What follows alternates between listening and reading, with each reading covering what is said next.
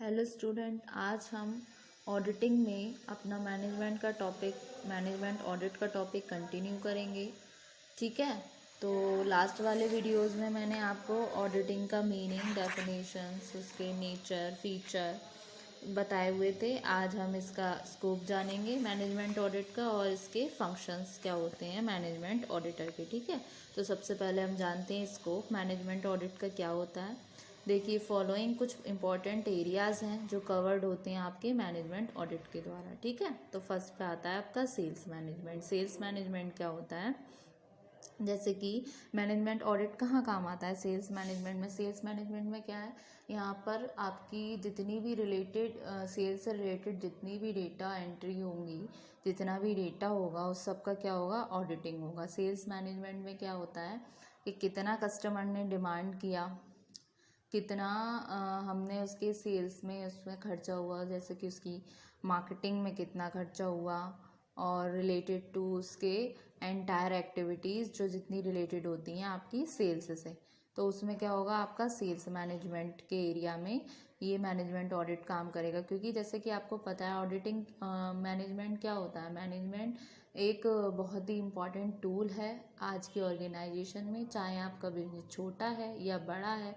Even मैं कहूँ तो स्मॉल स्केल पर या आप अपनी ऑर्डिनरी लाइफ में भी देखिए, बिना मैनेजमेंट के आप कुछ भी अचीव नहीं कर सकते। अगर हमारे पास रिसोर्सेस कम है या फिर हमें उन रिसोर्सेज का इफ़ेक्टिव यूटिलाइजेशन करना है, हमारा कैपिटल जो है उसके हिसाब से हमें उसको मैनेज करना आना चाहिए। और ये किसके बेसिस से होता है, ये होता है हमारे मैनेजमेंट के बेसिस से। ठीक है, तो मैनेजमेंट ऑडिट किस किस फील्ड में आता है, तो फर्स्ट आ गया आपका सेल्स मैनेजमेंट। अच्छा, परचेज मैनेजमेंट है सेकंड पॉइंट। परचेज मैनेजमेंट में क्या है, कितना आपने रॉ मटेरियल ख़रीदा, रॉ मटेरियल ख़रीदने के बाद कितना रॉ मटेरियल ख़रीदा, कितना वेस्ट हो रहा है, कितने रॉ मटेरियल से आपका फिनिश्ड गुड्स निकल कर आ रहा है, कितना रॉ मटेरियल से आपकी कितनी यूनिट प्रोड्यूस हो रही हैं, ये सारी चीज़ें परचेज़ मैनेजमेंट में आ गई। कितना आप खरीद रहे हैं, तो ये किससे रिलेटेड है, आपकी परचेज़ मैनेजमेंट से।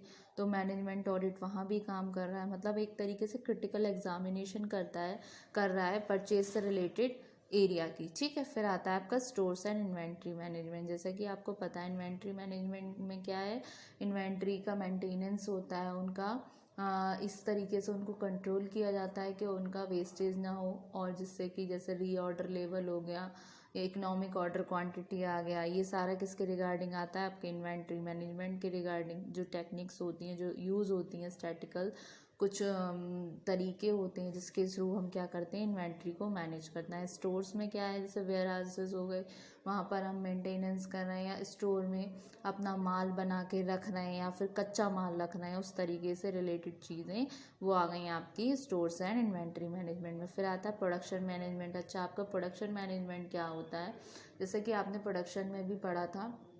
प्रोडक्शन मैनेजमेंट क्या है, प्रोडक्शन मैनेजमेंट है प्रोडक्शन को करना with the help of management function. ठीक है, जैसे कि ये कन्वर्जन होता है आपका रॉ मटेरियल्स का into finished good with the help of management function that are planning, organising, directing and controlling. ठीक है, तो ये आ गया प्रोडक्शन मैनेजमेंट। तो इस एरिया में भी क्या यूज़ होता है आपका मैनेजमेंट ऑडिट। फिर आता है पर्सोनल मैनेजमेंट। पर्सोनल मैनेजमेंट किससे रिलेटेड है, आपका जो ह्यूमन रिसोर्स होते हैं। ह्यूमन रिसोर्स कौन होते हैं, हमारे कंपनी के लिए ह्यूमन रिसोर्स होते हैं लाइव असेट्स। ठीक है, जैसे कि आपने फैक्टर्स ऑफ प्रोडक्शन में पढ़ा होगा, 4 मेन फैक्टर्स होते हैं फैक्टर्स ऑफ प्रोडक्शन में, लैंड, लेबर, कैपिटल और एंटरप्रेन्योर। ठीक है, तो उनका प्रॉपर यूटिलाइजेशन करना, ये सब तो उसका एक बहुत ही इम्पॉर्टेंट पार्ट होता है आपका लेबर। तो लेबर किससे रिलेटेड है, आपके पर्सोनल मैनेजमेंट से। ठीक है, तो कौन सी लेबर कौन सी जगह जा रही है, यानी कि right man to the right job, ये सारी किस चीज़ के बेसिस से हो रहा है, आपके मैनेजमेंट ऑडिट से। तो उसमें सारी चीज़ें क्या क्या रिलेटेड आएंगी, किस लेबर कौन से स्केल पर है, क्या उनका पे स्केल है, कौन सा एम्प्लॉई कौन से लेवल पे काम कर रहा है, कि जॉब प्रोफाइल के लिए उसके काम क्या क्या है, मतलब इस तरीके से पूरा उसका ऑडिटिंग करना रिगार्डिंग उसके मैनेजमेंट के बारे में। तो ये सारा एरिया किस में कवर होगा, आपका पर्सोनल मैनेजमेंट में। ठीक है, अभी हम ने स्कोप ऑफ मैनेजमेंट ऑडिट के बारे में जाना। अब हम आते हैं फंक्शंस ऑफ मैनेजमेंट ऑडिटर। जो मैनेजमेंट ऑडिटर होता है, जो स्कोप होता है मैनेजमेंट ऑडिटर का, वो क्वाइट एक्सटेंसिव है। उसकी सक्सेस डिपेंड करती है उसके how able and efficient he is, मतलब वो कितना काबिल है, कितना एफिशिएंट है अपने काम में, उसकी एबिलिटी और उसकी क्लेवरनेस निकल कर आती है जो वो टास्क परफॉर्म करता है। ठीक है, तो जो फंक्शंस होते हैं मैनेजमेंट ऑडिटर के, उनको मैंने क्लासिफाइड किया है अंडर फॉलोइंग हेड्स में। तो फर्स्ट में आता है to help in decision making. तो जो मैनेजमेंट ऑडिटर होता है वो हेल्प करता है एंटरप्राइज को लेने में करेक्ट डिसीजन, किसके regarding, achieving the object of the enterprises.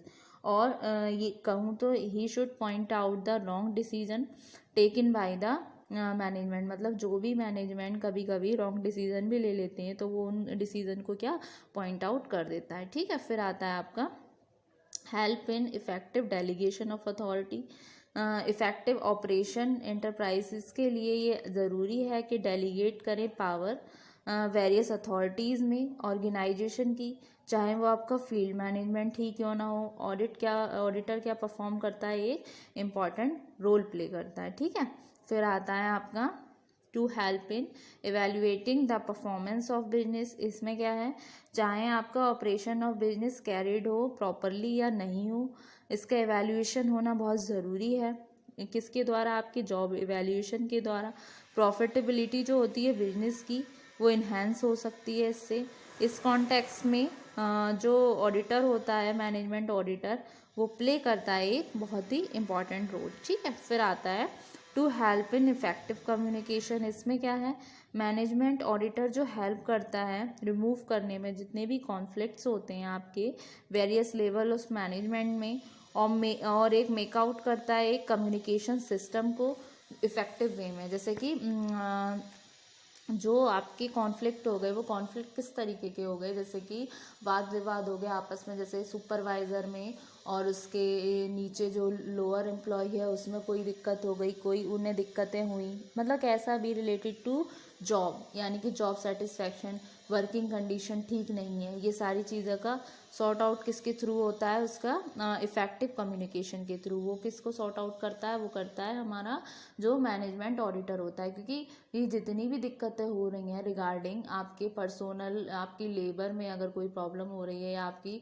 Finance से रिलेटेड एम्प्लॉयज़ में कोई दिक्कत हो रही है रिलेटेड टू जॉब सिचुएशन, जितनी भी वर्किंग कंडीशंस होती हैं उससे रिगार्डिंग, तो वो सारा दायित्व किसका होता है, वो सारा उसके लिए लायबल होता है मैनेजमेंट। तो जहाँ पर मैनेजमेंट गलत है या मैनेजमेंट कोई रॉन्ग डिसीजन ले रहा है, जैसा कि मैंने अभी आपको बताया था, तो वो क्या करता है मैनेजमेंट ऑडिटर पॉइंट आउट कर देता है उनके पॉइंट्स को कि आपकी यहाँ कमी है। तो एक तरीके से यह क्रिटिकल एग्जामिनेशन कर रहा है। ठीक है, क्योंकि मैनेजमेंट सारा काम अकेले खुद से नहीं कर सकता, इसलिए वो क्या करता है, एक अपॉइंट करता है मैनेजमेंट ऑडिटर। ठीक है, तो मैनेजमेंट ऑडिटर के ये फंक्शंस होते हैं। तो होप सो स्टूडेंट आज आपको स्कोप और फंक्शंस इसके समझ आए होंगे, और बाकी के इसके डिस्क्रिप्टिव नोट्स के लिए आप अपने डिस्क्रिप्टिव वे में इसको पढ़ने के लिए आप अपने नोट्स को देख लीजिएगा, मैंने आपको क्लास में करा दिया है। होप सो स्टूडेंट आपको समझ आया होगा। Thank you very much.